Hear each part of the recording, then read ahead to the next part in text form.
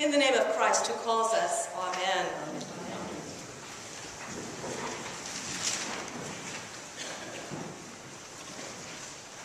So, what is nothing when you know it and something when you don't? Anybody know? Say it again. What is, well, you can say it backwards. What is something if you don't know it and nothing if you do? Ignorance. Close. A riddle. A riddle. Ignorance would work too, I guess. Today we've got riddles. 3 different, very distinctive passages of Scripture, but all of them founded on an idea that wisdom is crazy. That to know anything about God, we have to stop knowing what we know. We have to see things upside down. We have to put on new lenses. Isaiah is talking about the regular, familiar, beloved worship practices of Israel and saying, you don't understand. This is not a fast. What you think is a fast is not a fast. That's not a fast. And he's doing the switcheroo on them, and he's telling them religious observance is meaningless. I mean, it's a shocking statement. He says it's meaningless. It's pointless. Unless it is yoked with compassion, with a lived life of justice. So he's turning the familiar into the unfamiliar, and he's saying, religious observance, this fasting that you think is so important, is not just this, it is this. He's giving them a new way to look at their relationship with God. Paul takes it even farther and talks about the foolish wisdom of God, which is the cross, which only makes sense when we are connected with God's Spirit.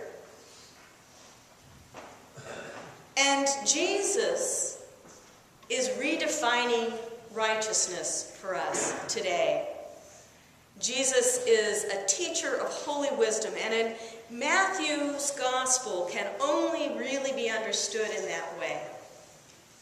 The whole teaching of Matthew, if you come at Jesus' teaching expecting it to make sense on a superficial level, and if you think it does, you're reading it wrong. If you read it right and just whatever strikes you, you're not getting it. Jesus' way of talking is all about rattling our cage. It's all about the riddle. Because when we engage a riddle, we invest ourselves, don't we? You know, when I asked you that question, your wheels started spinning. And when you got the answer, it wasn't particularly interesting, you know. But it was fun because you thought about it, because you wrestled with it, because you made it your own. And all of Jesus' teaching is like that. All of the crazy wisdom teaching of the Scriptures is not about giving us proverbs, things that are true on the surface of things. A penny saved is a penny earned. Cleanliness is next to godliness. You know, it's not that. It's meant to fry your circuits. It's meant to turn you upside down. It's meant to make you see things differently from a new angle because you've engaged yourself, thing one. Thing two, you've hit the limits of what your rational mind can help you do. That silly riddle I told forced you to think metaphorically,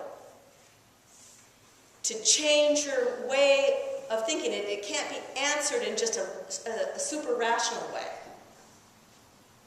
It requires play. It requires imagination. It requires a leap of the heart.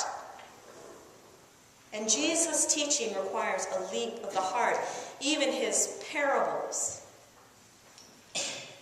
they are not mere moral stories like Aesop's fables. But they're taking of one reality and mirroring it with another. Because any truth, and I've said this before, but I'll say it again, any truth about God that can easily be expressed in linear human language is an unworthy truth.